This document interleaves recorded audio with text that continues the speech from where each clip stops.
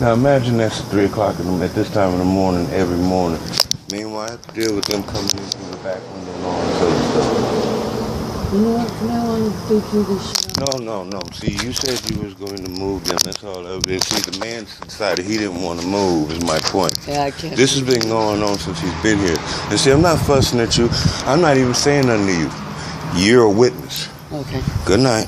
Yeah. I'm sorry for keeping you up. You want us to walk you back here to do? No. Okay, mind you, he ain't there. You can knock on the door and see for yourself. Okay. But you know him. When he there, Yep. All right.